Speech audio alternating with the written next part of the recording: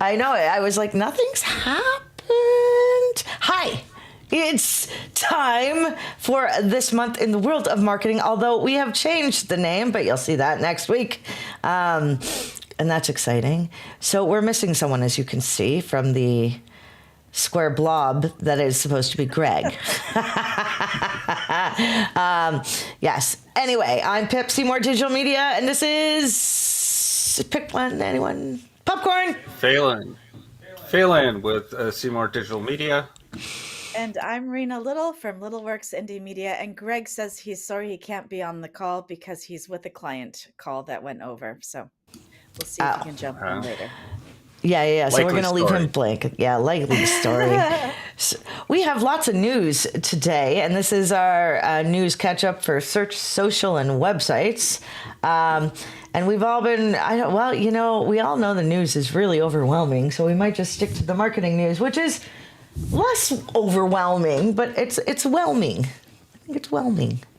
What do you? Because it's not underwhelming, I wouldn't say. Where do y'all want to start today? Do you want to start search, social, or websites? We could just. I was going to start with SEO because there was the results of the March algorithm update for Google. And so it's kind of continuing a lot of trends that already were existing, right? Like do good content, try not to have it fully AI. There was a lot of forums apparently got downranked, and then a lot of big prominent existing sites like Reddit got a really big boost, which is not. Isn't Reddit like Reddit? Reddit's like a forum though, kinda. It's its own kind of forum. But it's a more regulated type of forum, right? There's definitely constraints and a lot of mods, and so there's because again they have like the least amount of AI on their platform of any of the major social media platforms. Yeah, that's really interesting. So we're seeing that Google has lost some ranking with all the AI coming out, and we're now seeing things in like Google Analytics where we're seeing like ChatGPT and Perplexity and excellent. Yeah, isn't that interesting? Yeah, so I mean.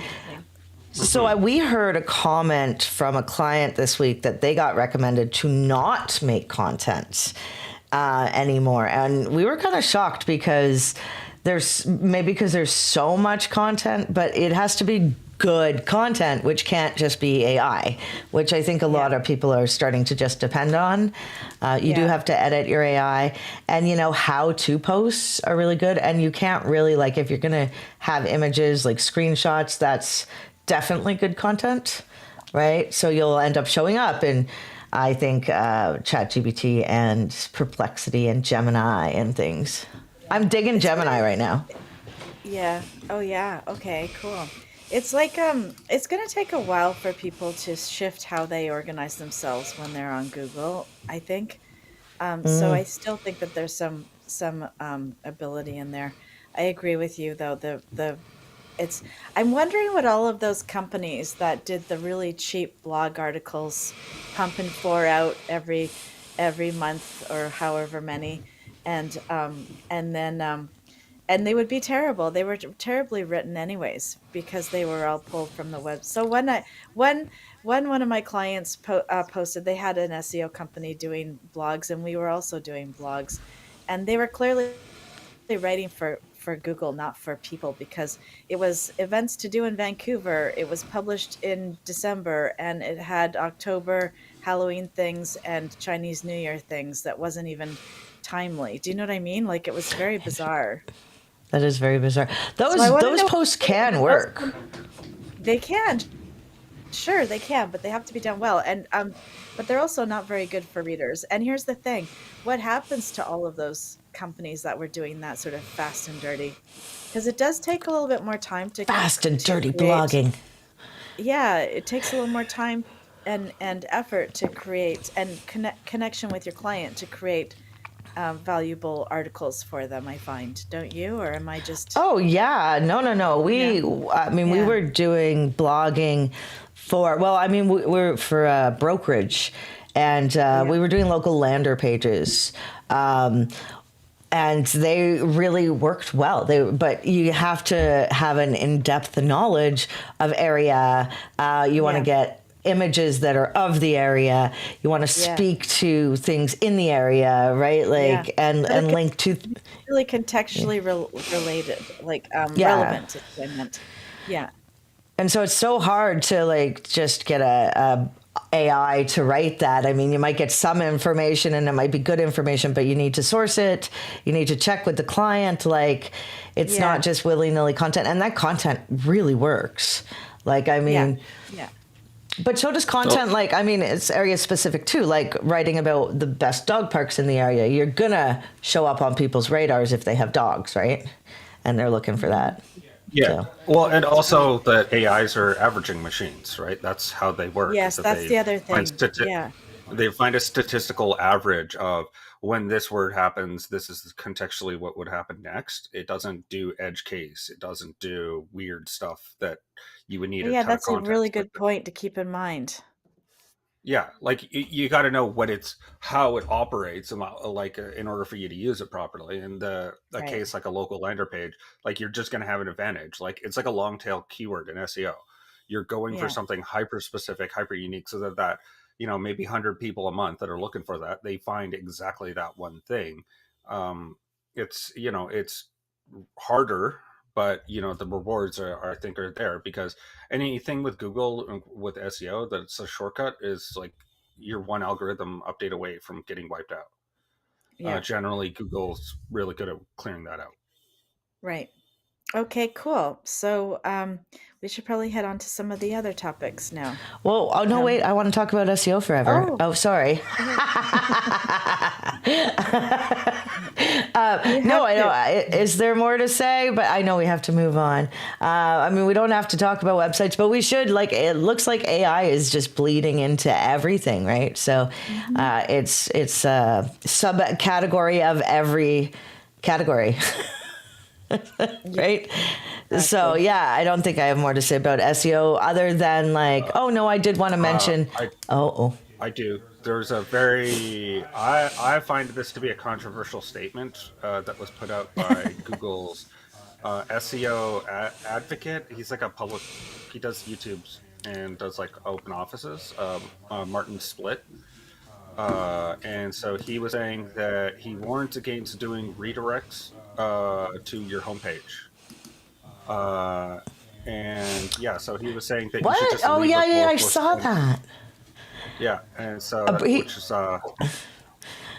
I found it interesting because you definitely who loves landing on a 404 page?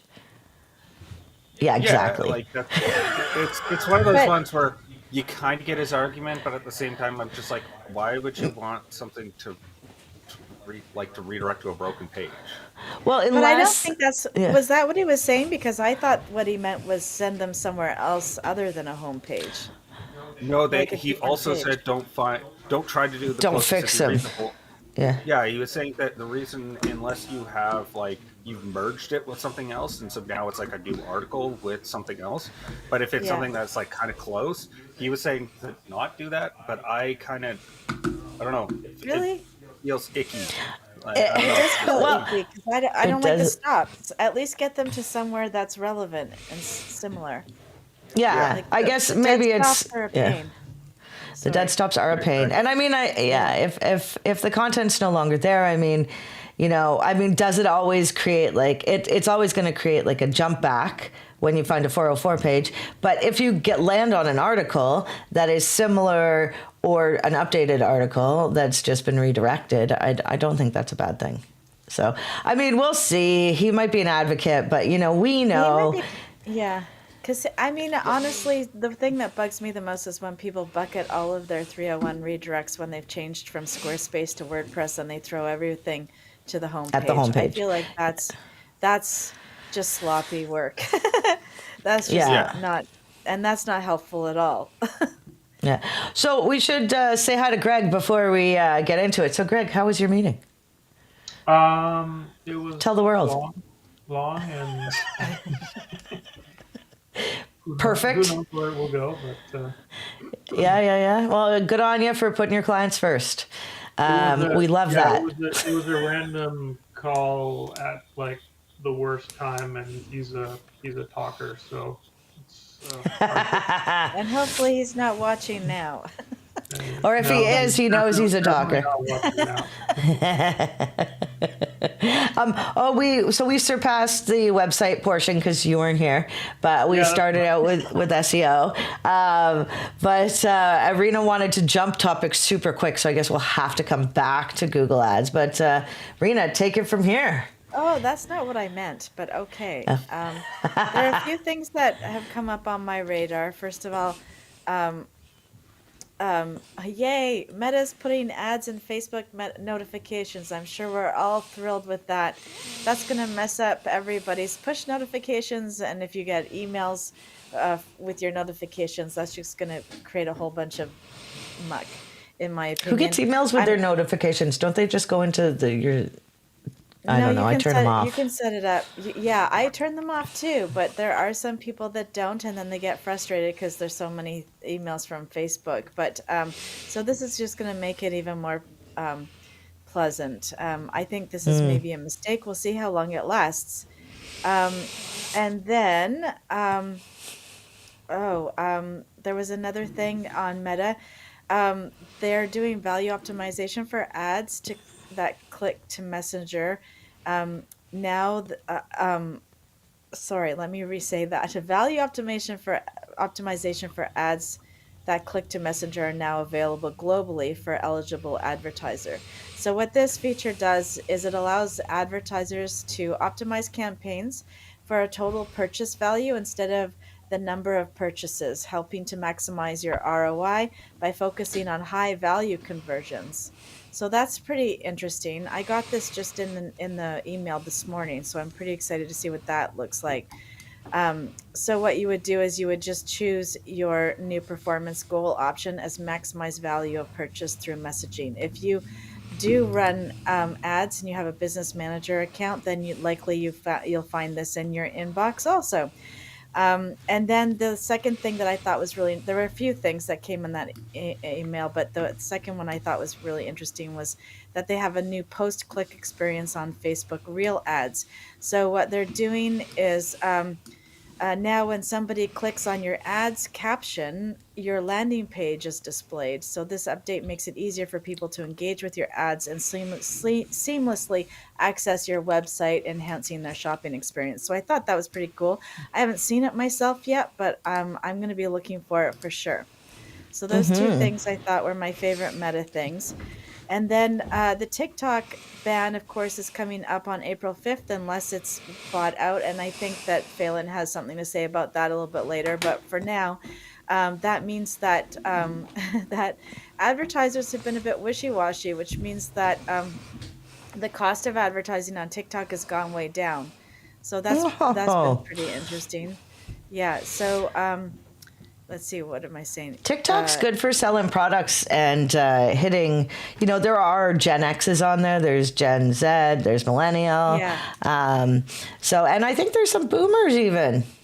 Oh, yeah, tons of boomers and lots of Gen X. Those are mostly who I follow. I've got some millennials on my feed too. The ad agency Jellyfish reported a 30% to 35% drop in CPMs as low as $4. Wow. I wonder what the keywords were. Yeah, CPMs.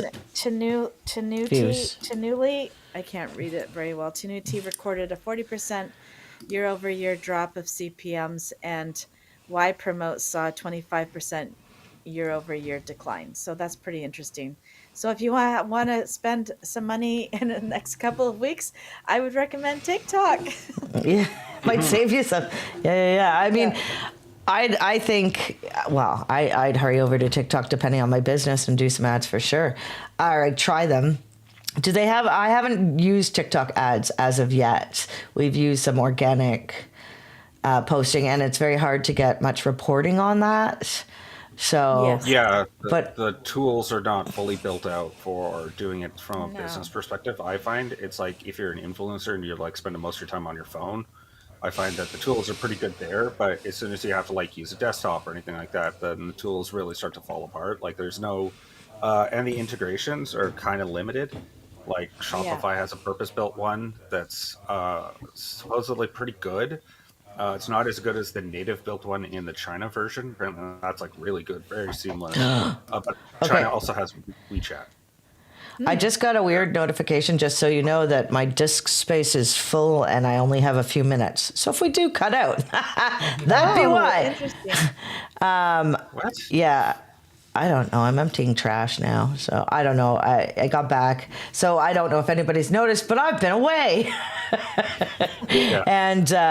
And so I came back and my computer's a little bit like, whoa, you're a lot. So I'll try to delete some of the things while I'm here, because they don't matter. The recordings probably will be ones that we don't need. Yeah, like 2024. Yeah, I'd say just Fine. comes to mind.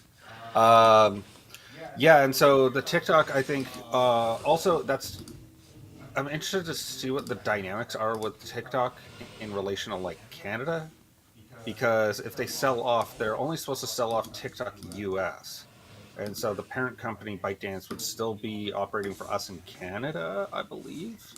That's my understanding, is that they're not going to change anything that in relation to us unless it runs through a US data, like a server in the States. Then Yeah, I we'd don't be know how they subject would separate that. Like, would we be on a different version of the platform, or would we just have Canadian information on some other server compared to American?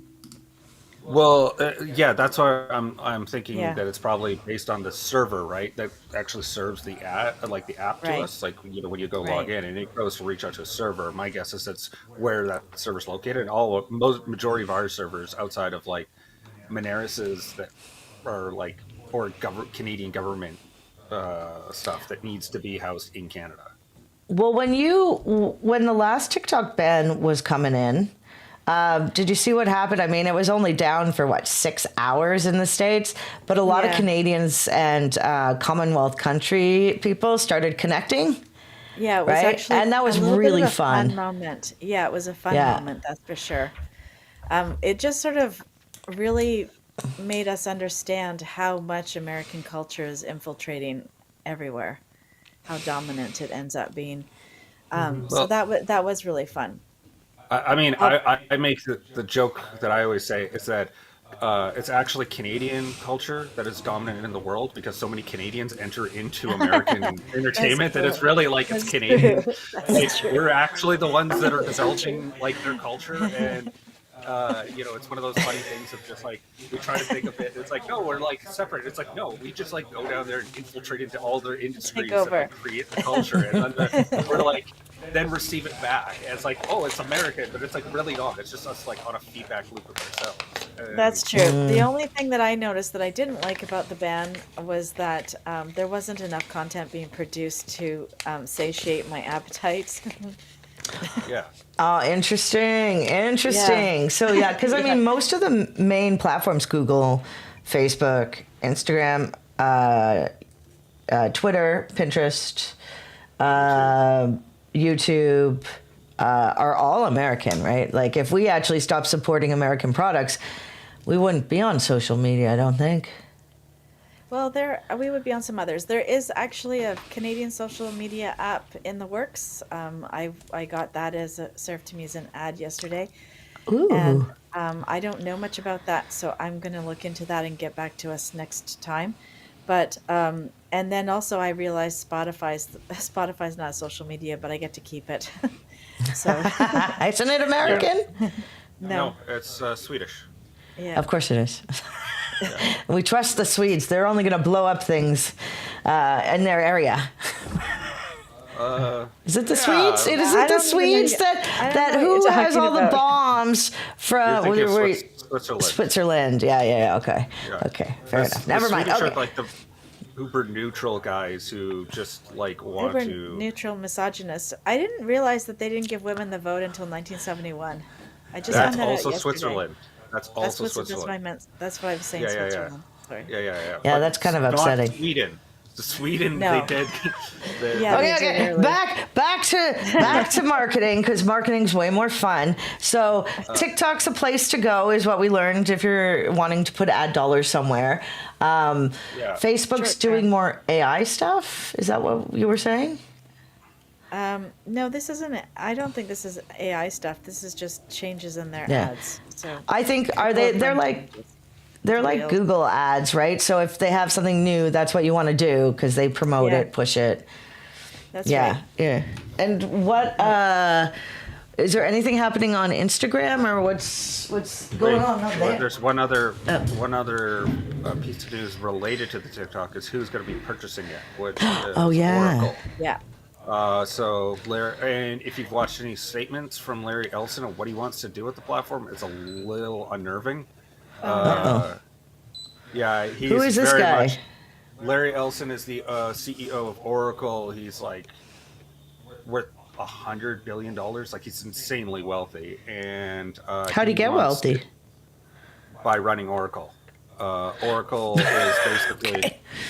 Yeah, no, he made a lot of money. Basically, Oracle is very connected to CIA, Department of Defense. Like, that's who their top purchasers are of their warehousing. So, yeah, and they've talked about tapping into every camera in the United States to get data to feed into the AI. And Cool. so, I Well, don't think that's practical, but it's definitely one sounds where I kinda messy. yeah, it raises. I get a raised eyebrow when I hear stuff like that, but it's so that's why I'm like concerned about, like, if you log into TikTok, whose server is that going into, which would be interesting. Yeah, but yeah, that's kind of the big one of the news. We'll see how it shakes out. There's the courts have already litigated that it can go through, so Wow. we'll see how that goes. Yeah. But so TikTok's staying, and It's staying. It's who's in control of your data. That's really the brass tacks about, like, what's difficult about, or how it's all going to yes, go. you'll have to keep us posted, because that is, I mean, that was the public concern, was it not? Initially, That was the government concern. Yeah. That and was so the government concern. so with Oracle, I mean, it's just the government getting all the data. Yeah. Well, Yeah, or- it's the American government getting all the data versus, Or what was military happening. We didn't contractor. really know. Yeah. Like, Military that's how I contractor. look at them. It's like Boeing or one of those, like, giant manufacturers getting a hold of all your data. That's kind of the way I think of it. So do with that what you will. We'll keep you abreast if, like, as soon as we know more. Oh. We'll definitely pass. There was I do one know a more lot of piece people that won't go on information. TikTok. Oh, what's Yeah, that, Rina? totally. Speaking of data, 23andMe filed for Oh, bankruptcy yeah. on the weekend. And so if you have your data on, if you did this thing where you have your data with them, now's the time to delete your data. There's if you Google delete your 23andMe data on Chrome, you will get the step-by-step instructions on how to do that, because we don't know who if they're going to sell to somebody. That was the thing that might happen, and who's going to end up with that data again. So if you are concerned, especially, I would be very concerned about my DNA being somewhere. It's like, I don't think I would like that very much. Oh, that's interesting. Yeah, Oh, I never so- did it. I did No, I didn't either. 23andMe, and I'm in the process of downloading all my data before I delete my account. Yeah. But do Um, they still have your DNA somewhere, or do they delete? Do they? As of right now, yes, because I haven't fully gotten all of my No, data. I understand, but I mean, you sent them a piece of a saliva sample, right? Like, where's that saliva sample? Is what I'm asking. They have it, and when you delete your account or you go through that process, you can Oh, I ask them see. to destroy it, Oh, I and then see. Good. and then you delete your. And we your trust account. that they're going to do that. Well, You do trust that you're going to do it, yeah. They're gonna- I've gosh. heard that they're actually, because they've had to do cost-cutting measures. I had heard that their storage of, like, actual DNA, like, not like the encoded in a computer, but the actual DNA, they weren't very good at storing it long term, and Oh, a bunch so of maybe it Well, that's was probably actually good. just destroyed by accident. Well, Isn't that interesting? And they won't let us. I just tried to post an article because I'm Canadian. I can't post the article I was going to post on how to delete your data from 23andMe because we're not allowed to have. Maybe I'll put that on my blog and then post it. Oh, perfect. That'd be great. Okay. Some good links. Well, that's fun. So delete your data, delete your data, delete your data. Yeah. I did 23 like 12 years ago. Yeah, It was a I long think time. same here. It's like it was so You did long it? ago. I didn't. I'm I did it. stunned, My Phelan. grandmother. No, my grandmother Just bought it. stunned. I didn't. Stunned. I was like, whoa. Yeah, that's a nice grandma. Well, it's the one that does all the genealogy stuff, right? Who Yeah. has my whole Oh, family I tree. see, That's why I she see. was interested in doing it because she wanted to see how accurate she was with her genealogy as well. It had I a see. two Mm. for reason that she does it because she does family trees. Yes, So- that makes sense. Now, speaking of nothing to do with marketing, let's go back to marketing. You guys are hard to wrangle. But I mean, it's gone and have forgot. You've forgotten. You've been gone. now. Are there any website things we need to know about? Nothing. Websites are all golden. Oh, besides the core update. No, there's a quote because we're all talking about WordPress's future with Matt Mullenweg, and he gave a quote saying he doesn't, when talking about succession, like him not being part of WordPress, that he said he doesn't want to go to a committee. He wants it to go to like an individual person, which Whoa. I don't think that's a good idea personally, but that's just me. I knew somebody who chose not to go with WordPress recently because of the issues. And I Really? thought that they went with Webflow, and I actually asked. I was Oh, like, "Ooh, God. why Webflow?" That's a disaster. I just got it. This is what I got from my client yesterday. I'm going to paraphrase. I can't believe I can't afford your website. I can't believe I have. This is so frustrating. I'm so glad you're so helpful. That's what I got. It was like this long rant by text. I'm like, I'm sorry. So Webflow support is primarily AI based. So it doesn't always understand, unless you understand the language to speak to an AI to get the information you're looking for, you might not end up getting the information that you need. So it can be quite frustrating. And it has, from what I've seen, and maybe you guys actually know more about this, it has incredibly limited ability to adjust SEO. You only got one meta description for all your pages the last time I was working on one. Yeah. That's not Yeah, good. so that I don't know if that's changed because I think it may have been a year or so ago, probably about that. But that's what somebody used, and they wanted me to do their SEO, so it was really easy. That's terrible, though, right? Because know. put that through Screaming Frog, and your site gets like deranked, right? That's right. It's like buying like a Rivian car. Like, well, why are you buying like a first generation vehicle? Like, that's like they have definitely not ironed out all the works. Like, No. don't switch over Yeah. to it when it's like stable and they Yeah, fully built and out you know the everything. company's not going to go bankrupt. Bingo. That's the Yeah, other 'cause, like, thing. Why would you put all your money? I mean, the fact of the matter is people don't have any money that are going to Webflow. That's the point. So I guess they're expecting to be able to build a different website later. Oh, is Webflow inexpensive? Yeah. Okay. Yeah. Because we never recommend Webflow. Greg, do you recommend Webflow? No. Oh, good. Solid It would be no. really embarrassing if you said yes after all that. Webflow is amazing. No, I haven't recommended Webflow. I mean, I do all of my clients' sites, and I do everything in WordPress. If someone doesn't want WordPress, they go somewhere else. I don't do it. So That's kind of cool. I think Webflow for me is more for designers and less so for the actual end client.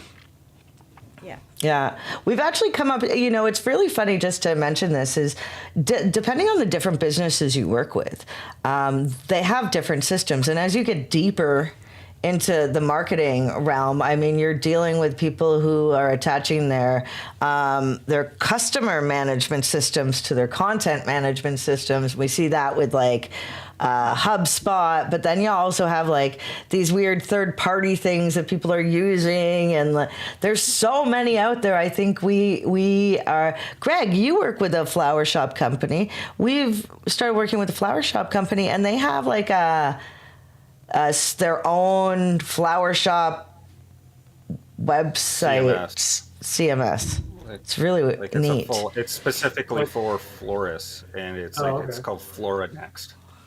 And they won't let us put any code or any.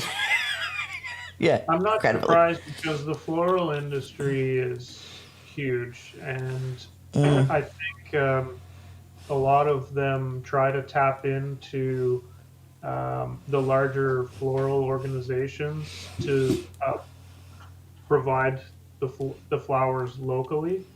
Yeah. So maybe is it that type of a system where they're actually tapped into something else and they can fulfill orders locally? I think it might be larger flower organizations.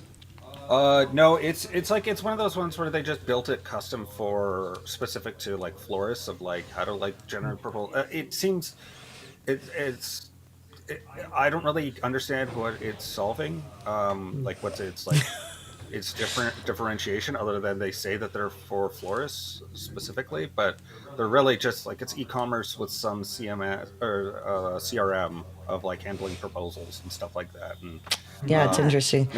It doesn't seem like super like unique in any sort of way. Like a Shopify or a WooCommerce should definitely handle it. I think that there's just more workflow stuff that they've like built in the workflow, and so that makes it easy for someone to just pick it up off the shelf and do it.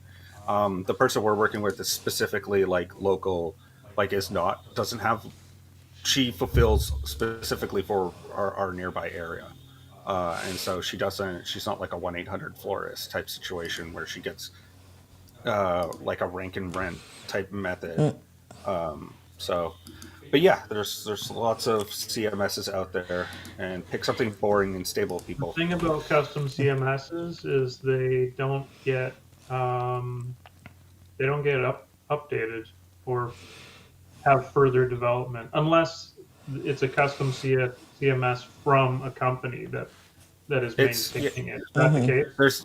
There's a company with the support team. It's like a Squarespace type situation. I have a customer that I'm dealing with right now who their website is offline because back 13 or 14 years ago, they chose to do a custom CMS, which has not changed in the last 13 or 14 years, and now has just given up. So their website is gone. Oh, goodness.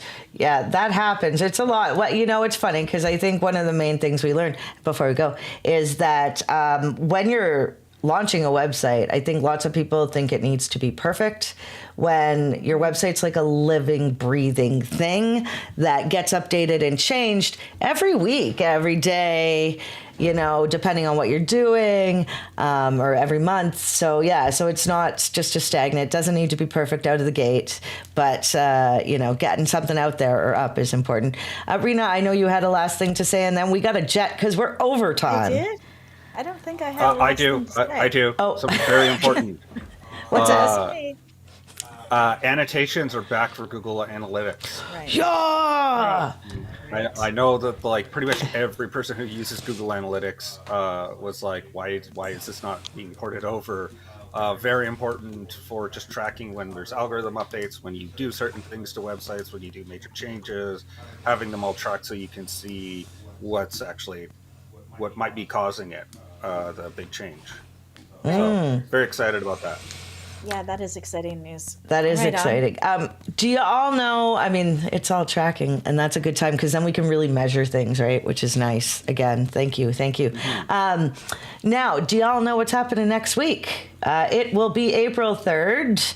And it looks like it's Rina and I, and we're talking about AI disruption and transforming search and social media for marketers. Yeah. That's That right. should be a really good We'll one. see you next week. I guess See you that next topic- week. That's not what was in the banner. No. Anyway, we'll talk about this on the side. I think it's in the banner. Is it in the banner now? Nope. Is the new banner up? Oh, yeah. Okay. So it's how AI is changing search and social media landscape. So same, just more chompy Worded topic. differently. Tidily. Yeah. Gotcha. So the word same always reminds me of Thailand, just so you know, because that's like one of the kind of slangs. So you having the same breakfast, same? You're like, oh, yeah. Anyway, okay, see y'all next week for a wonderful talk about AI, which should be super fun. And we'll probably be playing with some camera things too. Okay, bye.